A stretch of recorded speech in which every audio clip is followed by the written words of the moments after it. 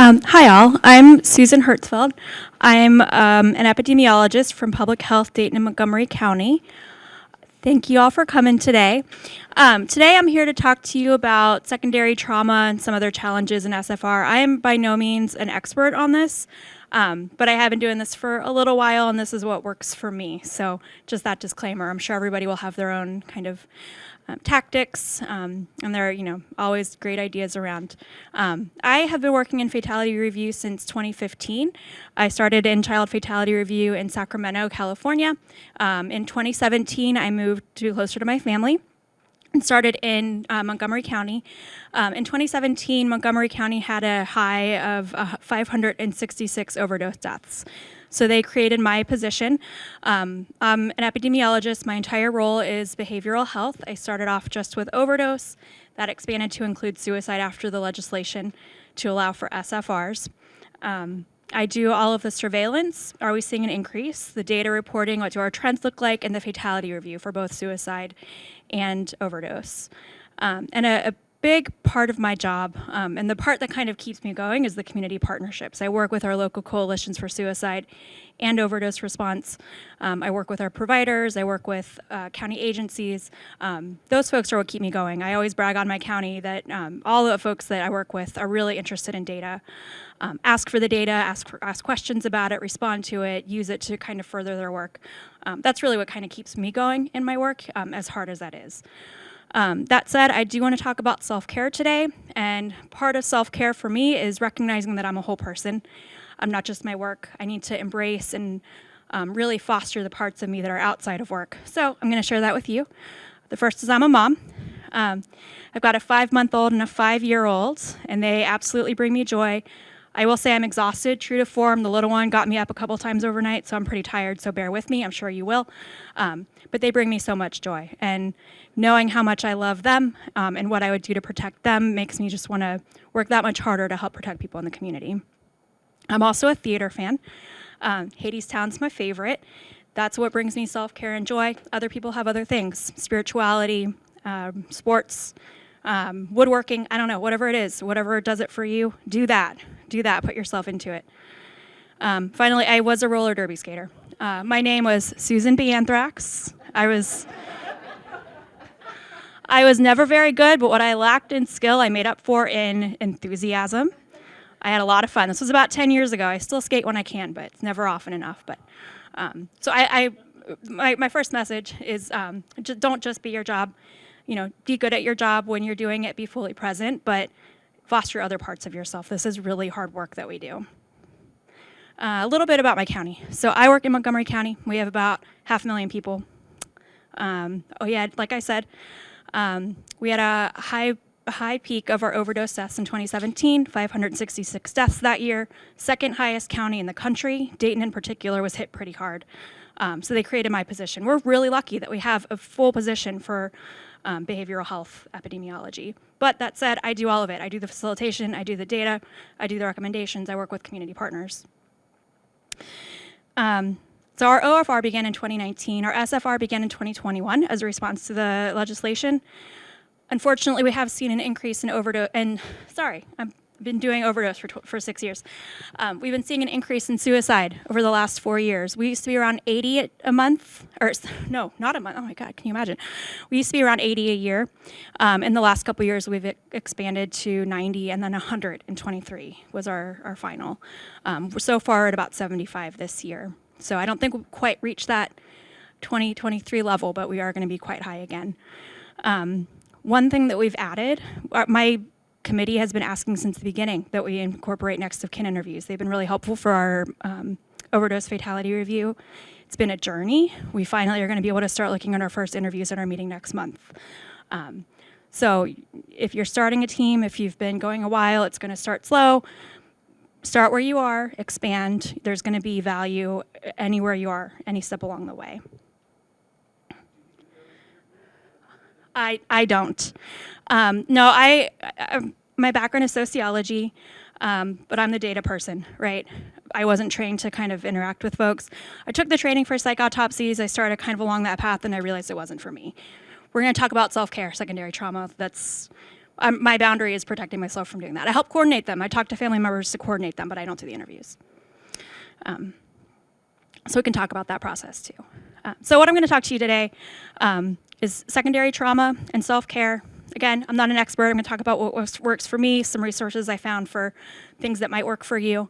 We're going to talk about difficult cases, not difficult emotionally, although that is an issue, but cases where the information that you have you might not think it's going to be helpful to come up with a recommendation. How do I navigate those in my community? And finally, community engagement. I'm not going to be telling you how to get more information from your coroner's office or from your mental health. I know that's an issue. I know that that's a struggle. There are other sessions for that, but I've got some other challenges that we've come across in Montgomery County to talk about. So we're talking about what is secondary trauma, how can you care for your committee, and how can you care for yourself. These are both important.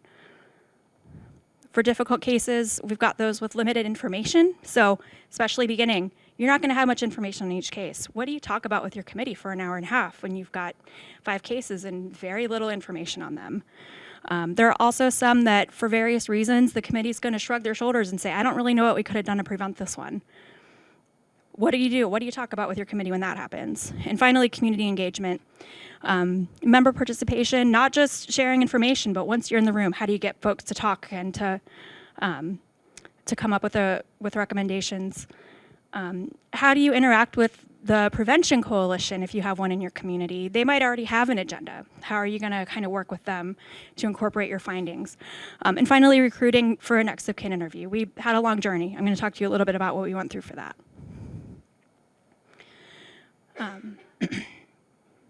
Sorry, I have a lot of talking today.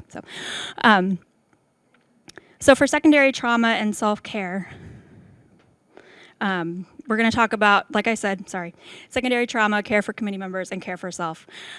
Secondary trauma is when you're witnessing or discussing details of suicide death, especially repeatedly. That can be traumatic for committee members. Here are some of the signs and some of the consequences of secondary trauma. They can be behavioral, cognitive, physical, and emotional. It can sneak up on you. You can be fine for years, and then it hits you one day. It can be from one specific case. It can be just from all of them together. And we have to be especially careful in suicide fatality review. Exposure to suicide is a risk factor for future suicide. We want to take care of ourselves, we want to take care of our committee, and we want to take care of our colleagues. It's important work, but your own safety is most important. And I will say the folks that you have in suicide fatality review on your committee, they're not just being traumatized at the table. A lot of them might be folks who, especially in smaller communities, who responded to the death or who treated the individual before they passed away. So being careful to keep in mind their experience and keep them safe is important as well. People don't like to talk about this kind of stuff, especially with some of our first responders at the table. They don't want to talk about self-care. They don't want to talk about their own trauma. Naming the problem is important. I always, at the beginning of my meeting, I say, this is hard. You may need to step out a bit. We're going to hang on at the end just to kind of debrief, take care of yourself. If I go a bit further than that with some of our majors, they're not going to want to do, an exercise or anything. But we at least try to talk about it. Talking about self-care. How are you taking care of yourself? Hey, what are you doing this weekend? What are you doing for the holidays? Just kind of helping people be present on their own. And then finally, that debrief. I always hang on after the meeting, see if anybody wants to chat, debrief, talk about what they've been through. So first I want to talk about how we can take care of our committee members. I know that there are some counties that are going to do combined meetings. We do standalone, first because of our numbers. I also find a benefit in having a standalone committee is I have folks who do really important overdose response work who wouldn't be able to sit through a suicide review for various reasons in their life. I've had people who, started off as members of both groups and had to step back from the suicide work. This lets people kind of choose where they're able to participate and where they're able to be most helpful. We also meet quarterly.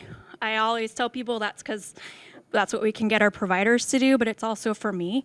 I've got 2 committees that meet quarterly, so I have 8 of these a year. You'll see later, these are hard. It's a heavy lift. I wouldn't want to do more than that. And case selection, there's a way to do this without, I'll just say this, I don't do kids. I did child fatality review for a few years. I have kids of my own now. I don't bring a case of a child to review. That's kind of my boundary. We have child fatality review. They can do that there. That's just another place where I'm kind of keep that distance. I will say, and this has been an issue more in my last community than it is here. You might see some coping mechanisms in your meetings that might rub you the wrong way. You might see some dark humor from some of your members. People might sound a bit more detached. That's something that I've had to do. I think more clinically about some of these cases. When I'm talking to members of the community, when I'm talking to people with lived experience, I try to soften that more, be a bit more humanizing with my language. But you're going to see a bit more detached behavior and thoughts and language patterns than you might. And finally, debriefing. Like I said, I check in with folks. We do have a clinician who is a member of our committee. She always hangs on with me after the committee meeting. If anybody wants to stay on, if they're having any signs of distress, she can kind of talk to them and kind of figure out where we can go next with them. I also try to solicit feedback. How's this going for you? Is there anything we should change? And check in with members when I can. So, self-care, take care of you. It's also really important. There are folks here who facilitate your fatality review. Make sure you take care of yourself. If there are folks here who supervise people who do fatality review, take care of your staff. It's hard. There can be really high turnover, but it's definitely a skill that people evolve and gain. And so you want to make sure you keep your staff around rather than trying to fill that and rotate through folks. So what I have here are just some things that I have found that work for me. The sign, I realize it might look like these signs are related. They're not. They're just cute little pictures that spoke to me. The first is physical health. I have a 5-year-old and a 5-month-old. Trust me, I know it's hard to get diet, exercise, and sleep. Do your best. I like to keep boundaries around when I talk about suicide, who I talk about it with, and what the content is.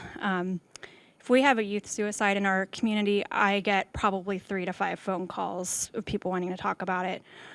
I don't talk about details with them. I won't talk about anything outside of kind of what I'm doing. I point them to the right resources. I say, okay, I'll see when it comes across my desk, but I don't try to engage outside of that. I also, after a meeting, I block off time on my calendar. I don't do anything the rest of that day. I might do some light work if I have to, but I try to take care of myself, especially before and after those fatality review meetings. I know these all sound basic, but for how many years did I hold it in? I didn't talk to people about how hard it was because I wanted to look like I was good at my job. You're still good at your job even if you're telling people you're having a hard time. You're especially good at your job if you're telling people you're having a hard time. That can be a coworker, a friend, a therapist. The things that happen in the room are confidential, but the way they impact you aren't. So you can talk about, I had a case where this happened. You don't talk about specifics, you don't talk about the name, but you can talk about how it impacted you and broad level stuff of how it impacted you. Again, it sounds basic, but your day is going to run away from you. Your week is going to run away from you. If you don't make a plan for how you're going to take care of yourself, you never will. So I started blocking off time on my calendar to do some of these things. The thing that has also worked for me is to find a focus in my work. My job, fortunately, gives me a lot of leeway, a lot of autonomy for how I take care of myself and how I do my job. I focused on postvention work in my community. It was a need we found throughout our work in suicide fatality review. Our ADAMIS board, our MCP, our Prevention Coalition really latched on. Denise has been a great resource. Seeing that grow through our community has kind of helped give me some of that additional fuel that I need to keep doing the work. And finally, connecting with other folks. This is something that I think I've been missing, and I said this in my earlier group. is connecting with other folks who do the same work.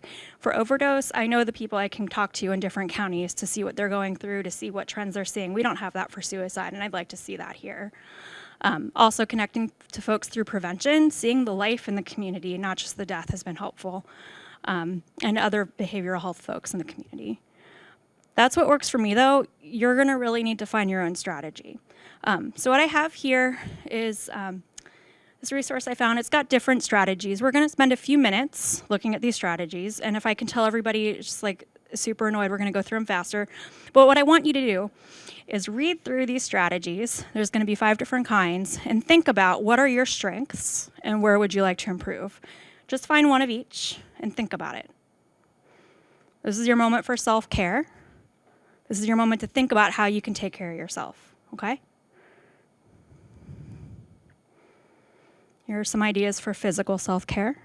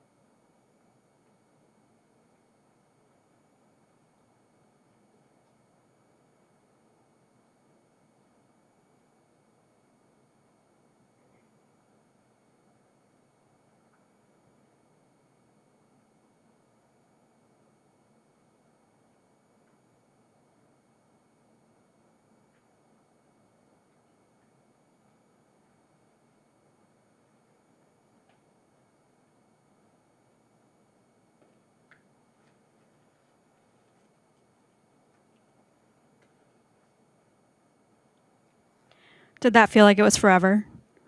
That was 1 minute. I had my animations timed. That was a minute. You can take a minute for self-care, to breathe, to color something in the wellness room over there, to look at a picture that makes you happy, to get a coffee. Take a minute for yourself if you need to. Okay, I won't make you sit through all the animations for all of them. Psychological self-care. I hope you're still thinking of something you do well and something you'd like to improve at.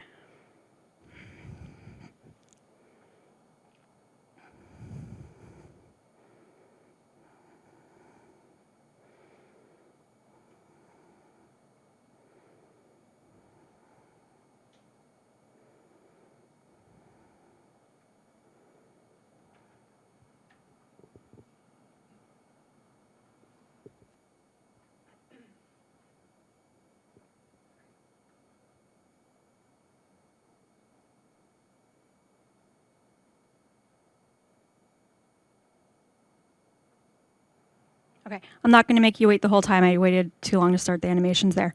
We'll go on to emotional self-care.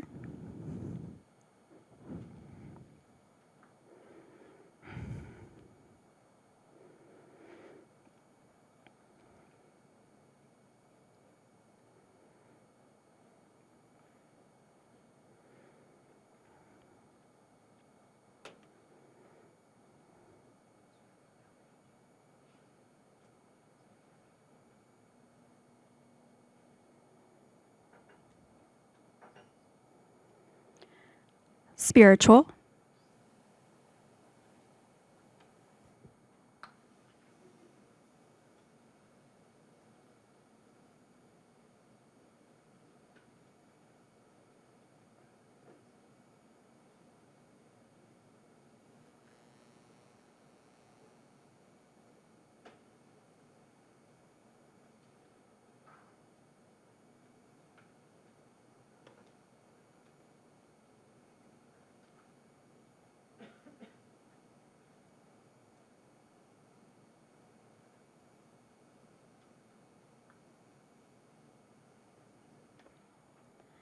Workplace and professional self-care.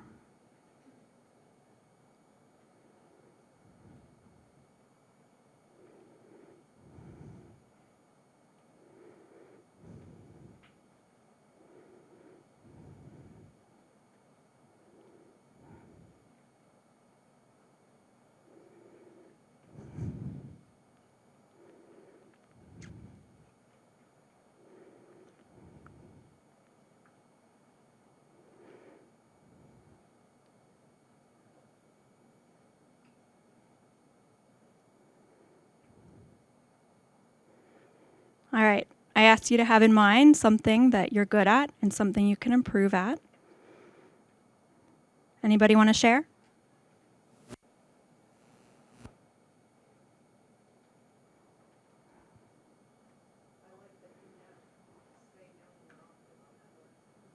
Say no more often. I know a lot of us work in jobs where we get a lot of requests.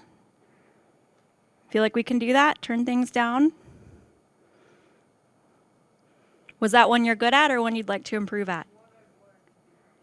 You've learned to become good at. Yeah, takes some work.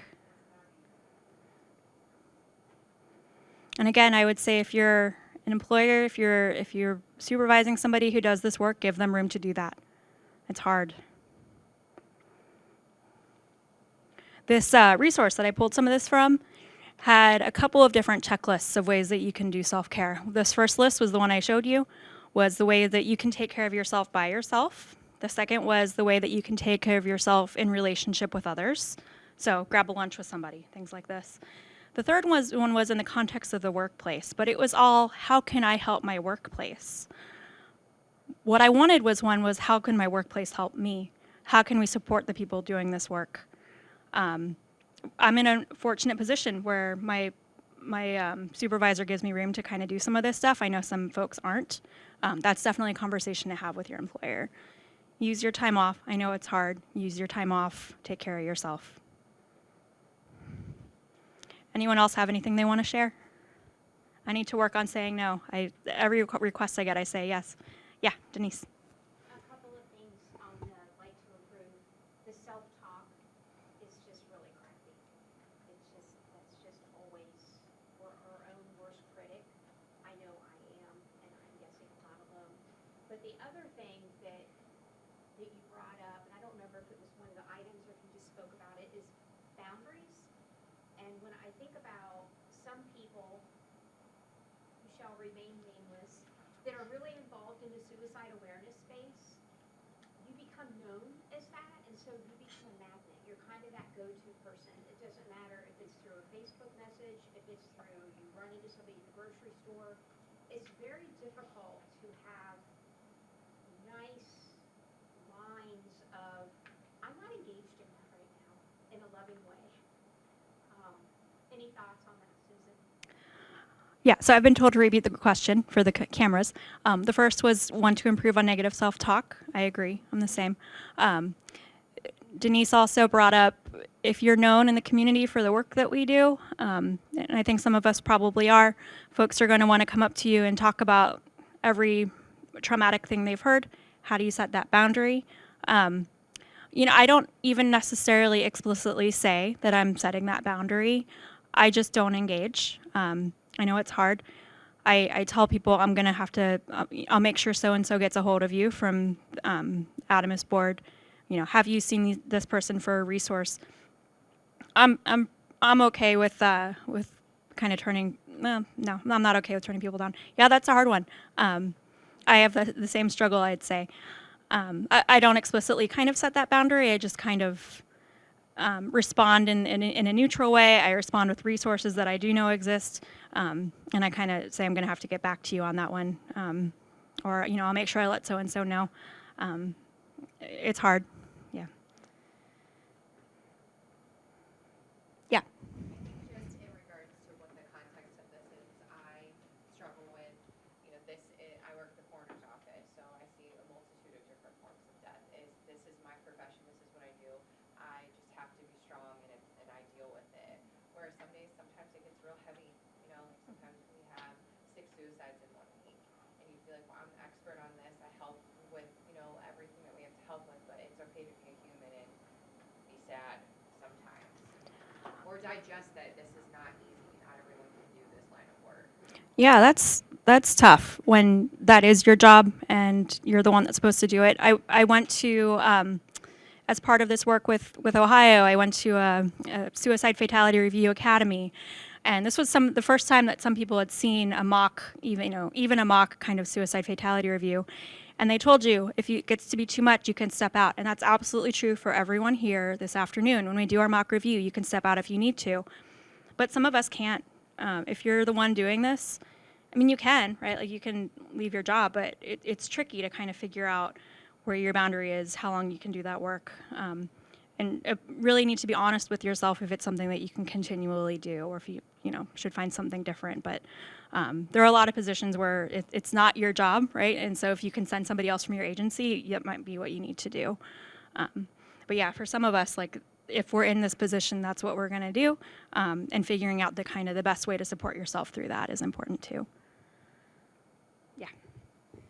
I have I'm child fatality review team facilitator. I'll be in our suicide fatality review. We'll start that in January. I have a model that's like the loss team, only ours is called the care team. So we respond to suicides, and I also have a crisis response team. So sometimes I'm doing that 3 or 4 days out of the week. And it can be overwhelming. I think a lot of times we, as kind of the responders, so to speak, have trouble setting our own boundaries for ourselves as to how much can we take before we say, I need to do something for myself. So to have a challenge in setting a boundary when you're the person doing the response, what have you found works for you? Have you? Do you just do it anyway? I do it anyway. Yeah. And then I try to regroup over the weekend. As long as there's no responses over the weekend, I try to regroup then and spend time with my family and just do some self-care, playing with my grandkids. Kids are great for that. They don't let you think about anything else besides them when they're being themselves. Yeah.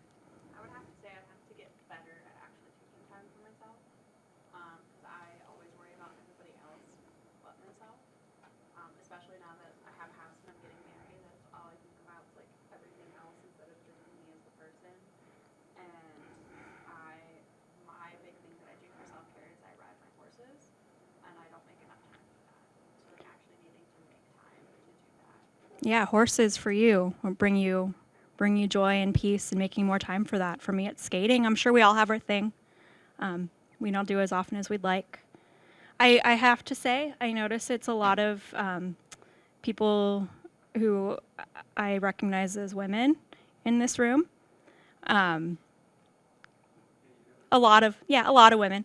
No, I just did. In terms of who is here taking care of others and maybe not taking care of ourselves, I see a lot of women in here. How do we think that impacts us? I think it brings out like the nurture side of us. Yeah, we're carers. I hope we can take. Role that we just think we have to take no matter what. It's been bred into us that we're the primary caregiver, Yeah. caretaker, and that's just what we do. We take care of everyone else before we take care of ourselves. Yeah, we've been taught to take care of others, not ourselves. Mom of a 4-month-old, 5-month-old, that's what I've been doing. He eats before I eat. It's hard.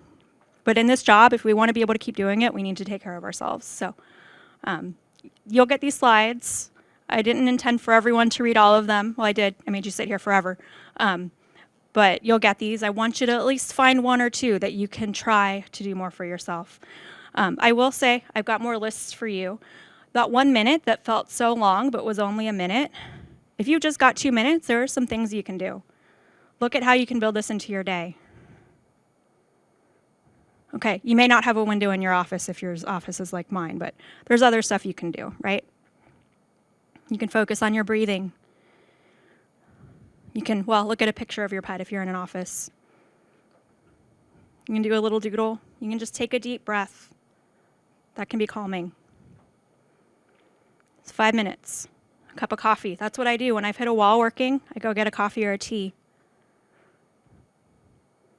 Okay, a cleansing cry, like maybe if you need to, but I'm not going to recommend that. Singing.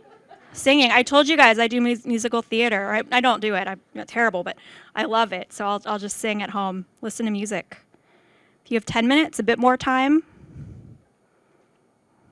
I know it's hard to make time, but if you have time for, looking at an annoying email, you have time to take a deep breath, right? All right. I'm going to move on from self-care. I didn't think I'd be able to fill full time with that, and I couldn't. Couple of other topics that I thought were interesting for me, things that I had challenges with that I kind of had to figure out, are reviewing difficult cases, not because of the content, but because of the amount of information or, what we had. The first is when you don't have a lot of information for some cases. This happened to us pretty early on.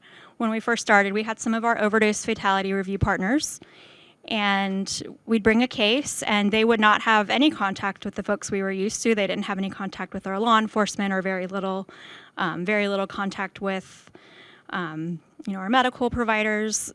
So we just didn't know much about them. And like I said, our community has been asking me for next of kin interviews for 2 years. We're finally getting there, but what did we do for a while, for the beginning? And I will say, there is something to developing recommendations that are process-oriented. So our first few meetings, all of our recommendations were about, what do we want to do differently when we review cases in the future? How can we make this better?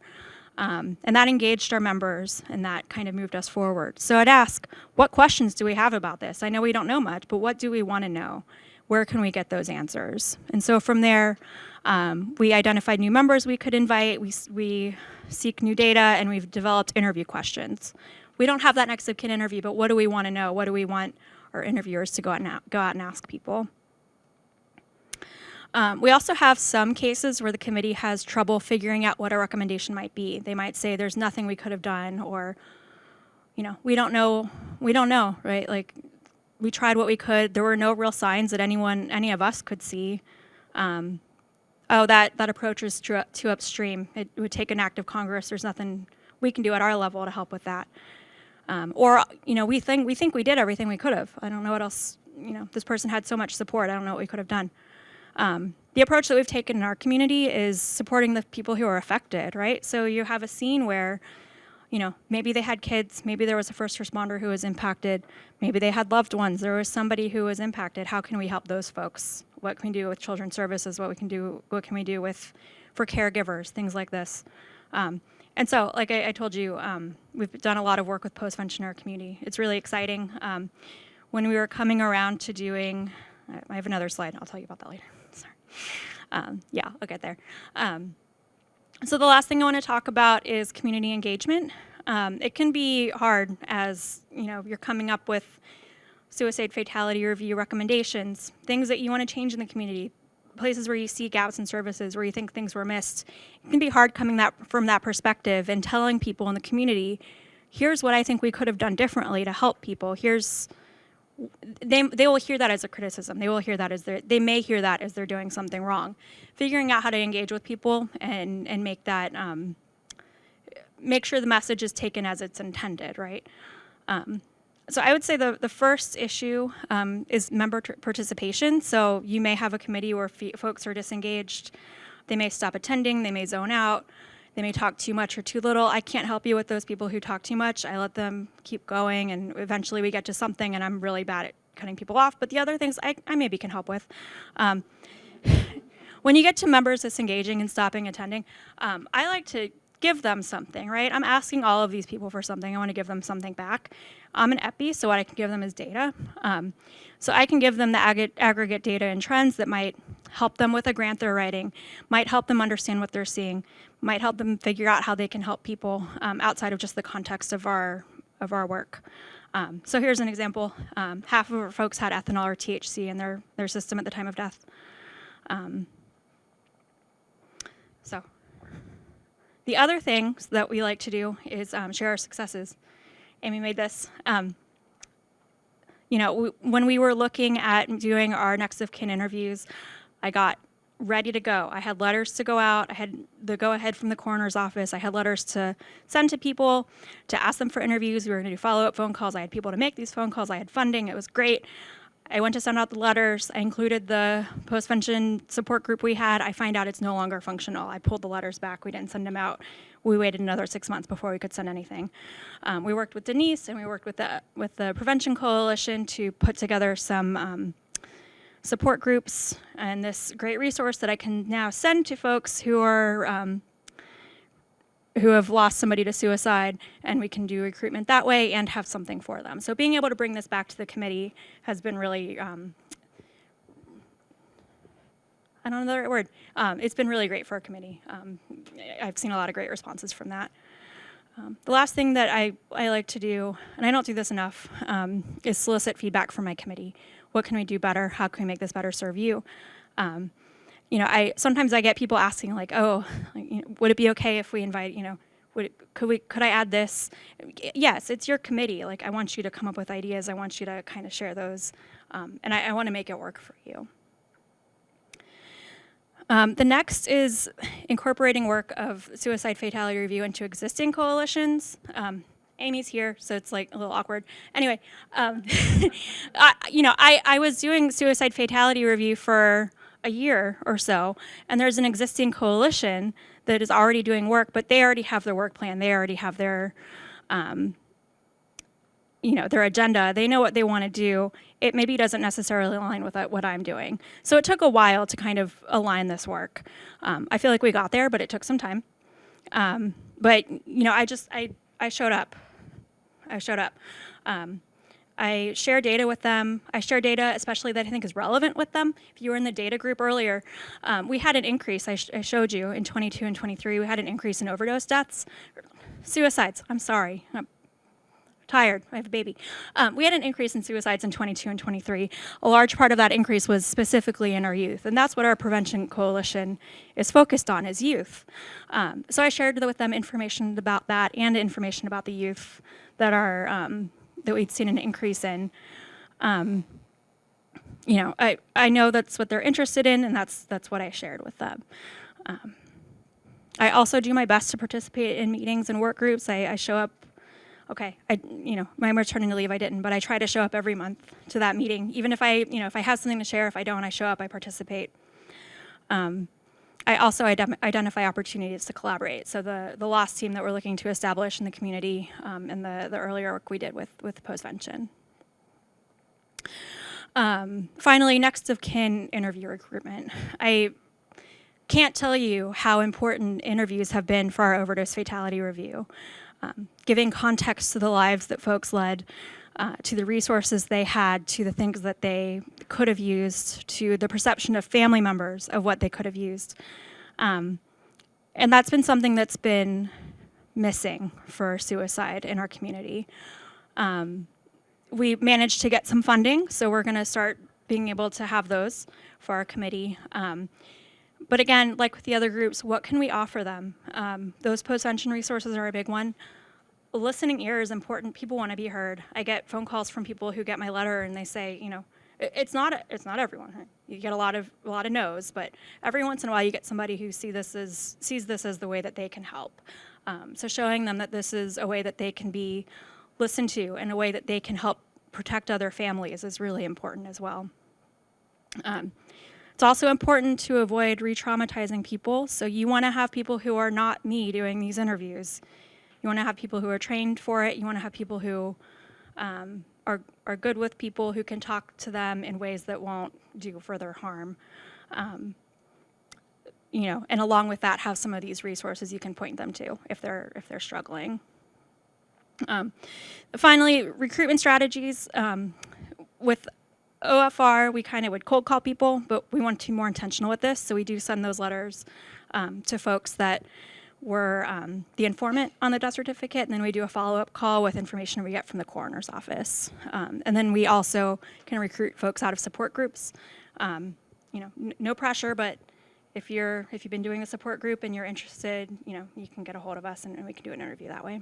So that's what I have for you. That was a lot of talking from me. I'm happy to take any questions. I'm also always available by email for anything. Again, I'm not an expert. Find what works for you, but please do make time to take care of yourself.